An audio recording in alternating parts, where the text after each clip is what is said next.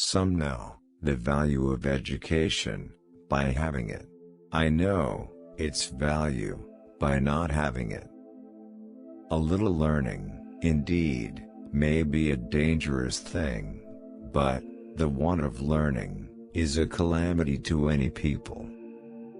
Knowledge makes a man unfit to be a slave.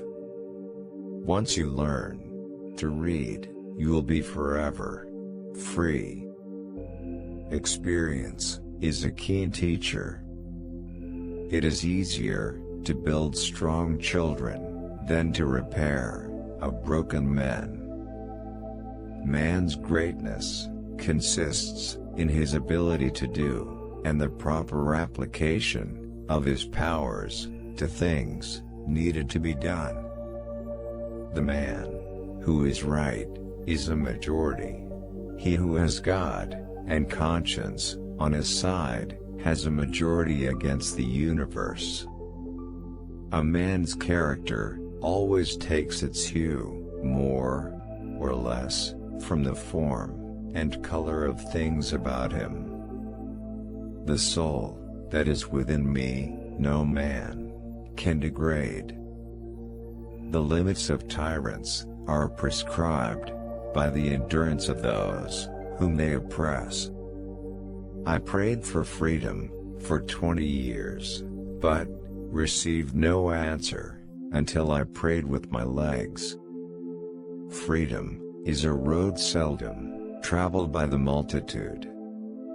Those who profess to favor freedom and yet depreciate agitation are men who want crops without plowing up the ground.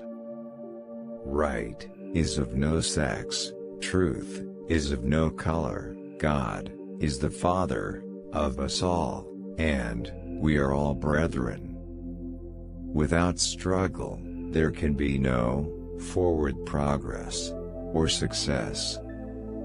Our destiny is largely in our hands.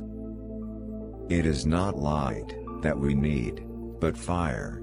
It is not the gentle shower, but thunder. We need the storm, the whirlwind, and the earthquake. To suppress free speech is a double wrong. It violates the rights of the hearer, as well as those of the speaker.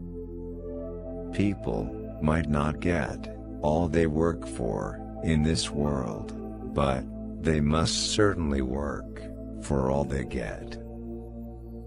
A battle lost, or won, is easily described, understood, and appreciated, but the moral growth of a great nation requires reflection, as well as observation, to appreciate it.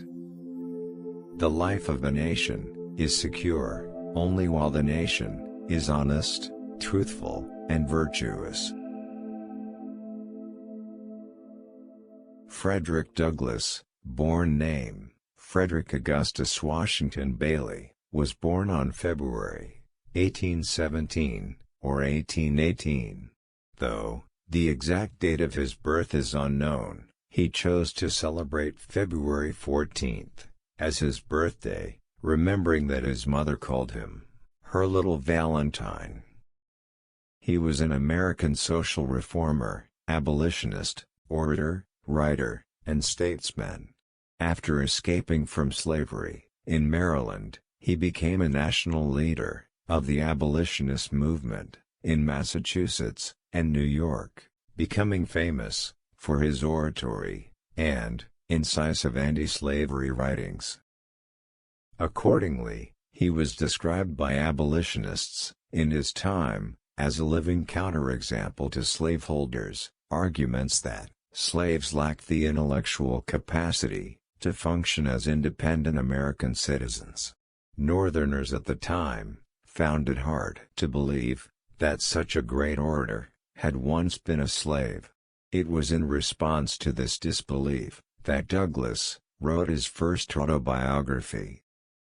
Douglass wrote 3 autobiographies, describing his experiences as a slave. In his narrative of the life of Frederick Douglass, an American slave, 1845, which became a bestseller, and was influential in promoting the cause of abolition, as was his second book, My Bondage and My Freedom, 1855. Following the Civil War, Douglass was an active campaigner for the rights of freed slaves, and wrote his last autobiography, Life and Times of Frederick Douglass.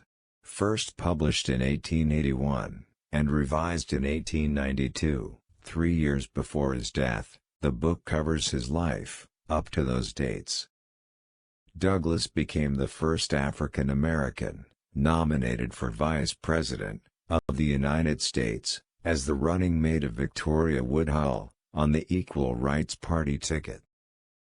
Douglass was of mixed race, which likely included Native American and African on his mother's side, as well as European. In contrast, his father was almost certainly white, according to historian David W. Blight, in his 2018 biography of Douglass. Douglass said, his mother Harriet Bailey gave him his name, Frederick Augustus Washington Bailey, and, after he escaped to the North, in September 1838, he took the surname Douglass, having already dropped his two middle names.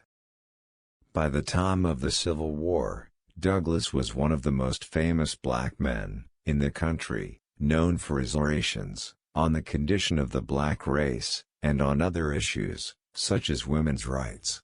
His eloquence gathered crowds at every location. His reception by leaders in England and Ireland added to his stature. On February 20, 1895, Douglass attended a meeting of the National Council of Women in Washington, D.C. During that meeting, he was brought to the platform and received a standing ovation. Shortly after he returned home, Douglass died of a massive heart attack at the age of 77. His funeral was held at the Metropolitan African Methodist Episcopal Church. He also gave many lectures there, including his last major speech, The Lesson of the Hour. A marker, erected by the University of Rochester, and other friends, describes him as escaped slave, abolitionist, suffragist, journalist and statesman, founder of the civil rights movement in America. In 1899, a statue of Frederick Douglass was unveiled in Rochester, New York, making Douglass the first African American to be so memorialized in the country.